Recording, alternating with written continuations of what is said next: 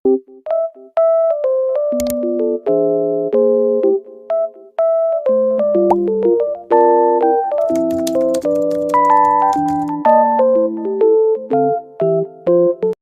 assalamualaikum warahmatullahi wabarakatuh. Selamat datang di channel aku, Zahra Yasmin.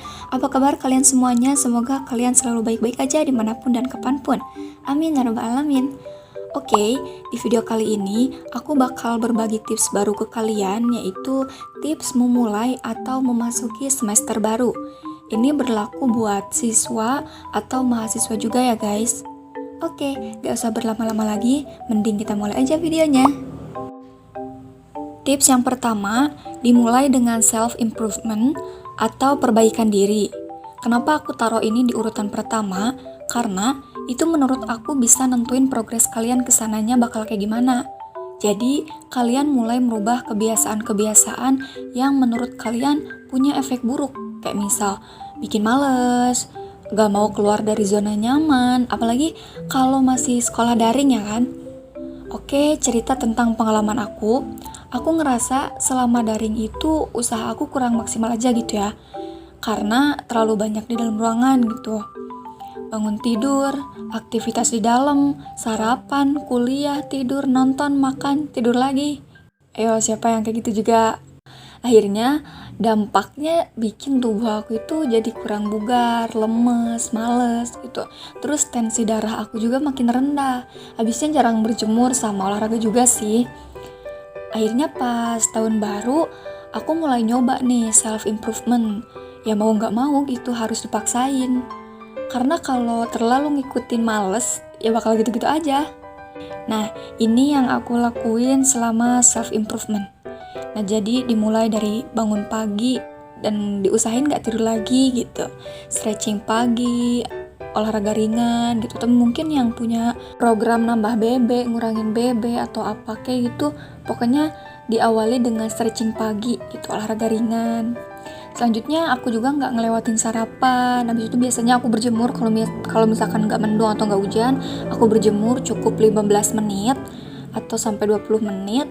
Terus aku juga biasanya beberes. Ini nggak berurutan ya, kadang aku beberes dulu atau berjemur dulu. Selanjutnya aku self care, mandi aja gitu. Kalaupun misalkan nggak pagi-pagi banget, ya usahain lah gitu. Seenggaknya mandi, skincarean juga gitu. Itu biasanya suka nambah mood aku sih. Terus aku juga makan dan minum mulai teratur, nggak nge-skip makan siang lah atau nggak nge-skip sarapan lah. Pokoknya sehari 3-4 kali makan gitu. Minum juga 8 gelas sampai 10 gelas sehari.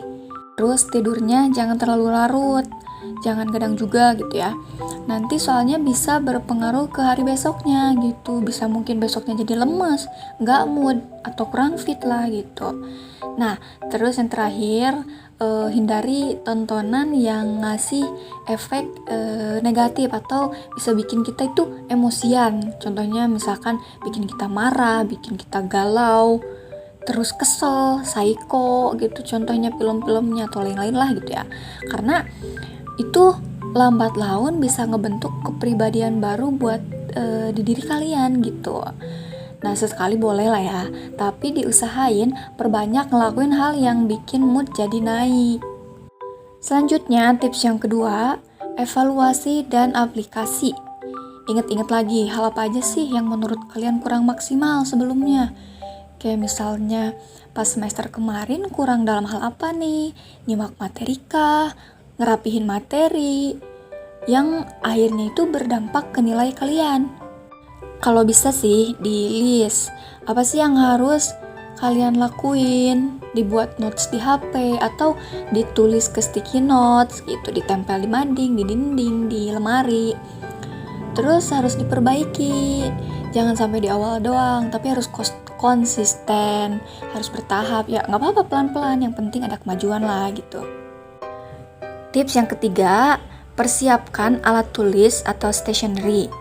Ditata lagi gitu alat tulisnya, ini buku ini, terus pensilnya diperbarui lagi kalau misalkan udah pada nggak layak pakai lah gitu, beli pulpen baru, tipek baru gitu. Kalau misalkan udah pada sedikit lagi buat stok lah ya gitu. Gak apa-apa, gak banyak-banyak, yang inti-intinya aja gitu. Gak usah contoh pakai stiker-stiker atau misalkan balpen-balpen berwarna, gak apa-apa, yang penting intinya aja.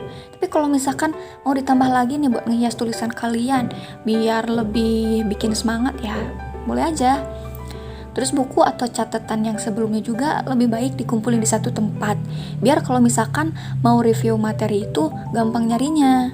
Saran aku, pasang mading juga di kamar, biar kalau ada tugas itu lebih jelas dan gak kelupaan gitu.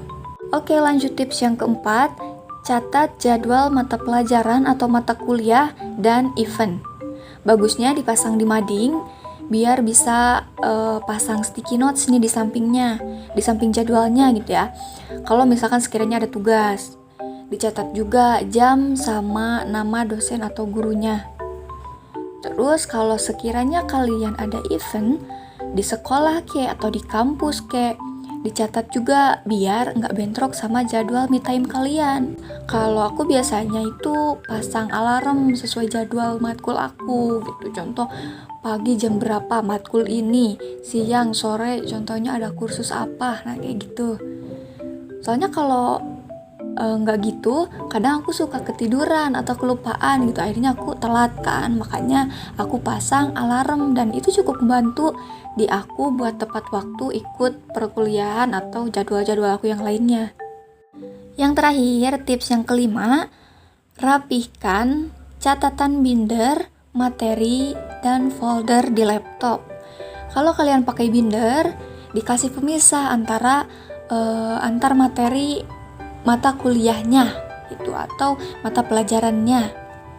Suka ada kan yang misalkan satu lembarnya itu warna merah atau warna kuning, hijau kayak gitu.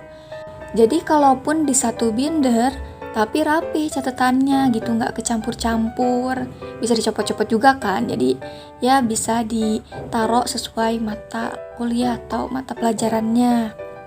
Kalau misalkan di buku, jangan sampai nggak dikasih nama mata pelajaran. Ya jangan sampai aja di satu buku itu isinya banyak materi. Soalnya kalau buku kan nggak bisa dicopot kayak file.